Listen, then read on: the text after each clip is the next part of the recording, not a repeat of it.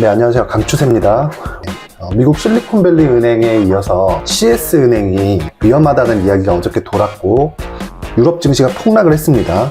미 증시는 유럽 증시와 동일하게 움직이지 않았습니다. 그렇게 나온 이유는 미 증시보다 유럽 증시의 가격대가 높았기 때문입니다. 미 증시 대비해서 상대적으로 유럽 증시의 가격대가 높았기 때문이에요.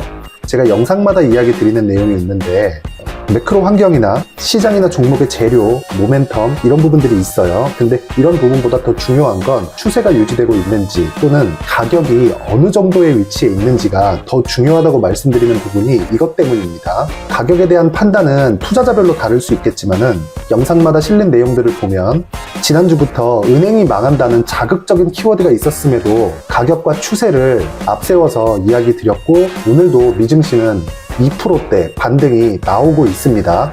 지금 2시가 다 되어 가는데 나스닥 선물은 2%대 상승 중이고 실제 나스닥 현물은 1.8% 상승 중입니다. 신기하게 보실 수도 있을 것 같아요. 제가 그동안 영상마다 실리콘밸리 은행이 망해도 시장의 불확실성은 없다고 이야기 드렸었던 건 시장의 수급이 탄탄하게 유지되기 때문이고요. 시장의 수급이 탄탄하게 유지되고 있을 때는 절대로 주식시장이 패닉으로 빠져들지 않습니다. 항상 이 점을 아셔야 되고 무엇보다 더 중요한 건 지난주부터 은행이 위험하다, 실제 파산했다 이런 얘기가 나오고 있는데 일단 실리콘밸리 은행은 미국 정부와 연준에서 지원하는 건 실리콘밸리 은행을 살리기 위한 것이 아닙니다. 이 점을 명확히 아셔야 되고 그리고 또 CS은행은 얘기가 좀 다릅니다. CS은행은 실리콘밸리 은행과 상황이 많이 다르게 보셔야 됩니다. CS은행은 앞으로 가면 갈수록 문제가 커질 수 있습니다. 그런데 CS은행을 스위스에서 버릴 수 없는 겁니다. 왜 버릴 수 없는지는 과거의 경험들이 있어서 그렇겠죠. 근데 그것보다도 우리는 주식 투자자잖아요. 실리콘밸리 은행이 망하던 CS은행이 망하던 우리하고는 상관이 없습니다. 이 두 가지 내용이 주식시장에 들어와서 어떻게 작용을 하고 지금 시장이 오를지 내릴지는 알 수 없겠죠. 방향에 대해서는. 하지만 지금 매매할 수 있는 구간인지 아닌지에 대한 판단은 무조건 되어 있어야 됩니다. 그와 관련된 부분을 저는 시장의 수급이 살아있는지 그리고 시장의 수급이 살아있다면 그것이 추세와 연결되는지 단 그 추세가 대형주 쪽으로 연결되는지 또는 지금과 같이 에코프로 그룹주가 달리고 있기 때문에 중소형주라고 볼 수는 없겠지만 종목별 장세가 이어지는지 그 차이를 판단하는 게 중요합니다. 미증시 같은 경우에도 마찬가지예요. S&P 500은 1% 상승 중입니다. 하지만 다우는 상승폭이 나스닥 대비해서 적죠. 그럴 수밖에 없죠. 금융주들이 다우에 몰려 있으니까요.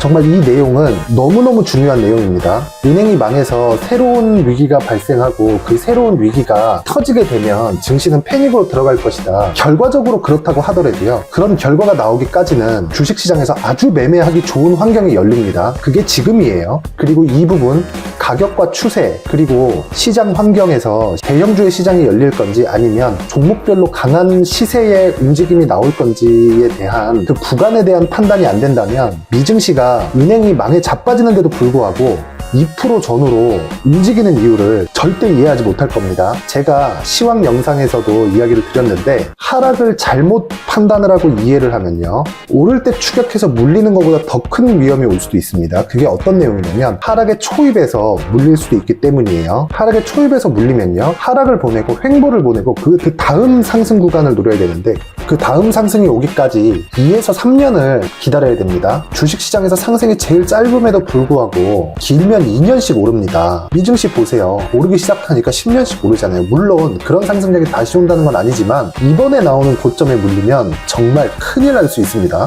이 점을 무조건 아셔야 됩니다.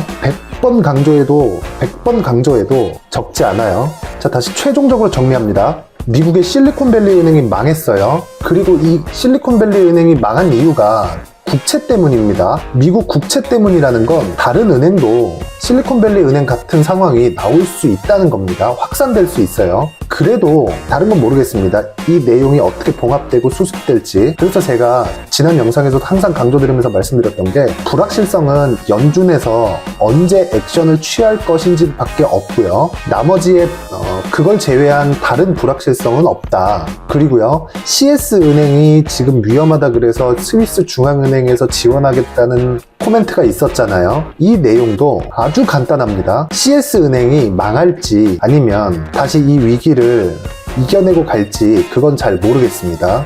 우리가 결정권이 없으니까요. 그죠? 결국에 우리가 해야 될 일은 지금 터진 이 내용이 주식시장에 어떻게 작용할까입니다. 이건 알 수 있거든요. 그래서 종목 위주의 플레이, 추세가 살아있고 가격적으로 매매를 할 수 있는 종목을 판단하려면 지금 시장이 왜 오르는지에 대한 최소한의 이해가 필요하고, 그걸 이해하려면요, 시장이 최악의 상황에서 왜 오르는지에 대한 이해도 필요합니다. 물론 이 내용을 앞으로 제 채널에서 계속 다루겠지만 시간이 걸릴 거예요. 그래서 가장 중요한 종목을 계속해서 업데이트를 하고 있습니다. 은행 망하는 거 이게 커질지 앞으로 뭐 확산될지 전 개인적으로 그렇게 생각을 하고 있어요. 만약에 CS은행에 대한 파악도 끝나서 이게 정말 미국 국채에 대한 영향이 아마 아예 없진 않을 겁니다. 그게 100%는 아닐지라도 그걸로 인한 파생된 무언가가 계속해서 발생할 수 있다. 그러면 이 문제는 앞으로 계속 커질 수 있습니다. 근데 그 문제가 밝혀지기까지는 시장에 하락할 수 있는 하락룸이 있어야 된다는 겁니다. 지금은 시장에 하락룸이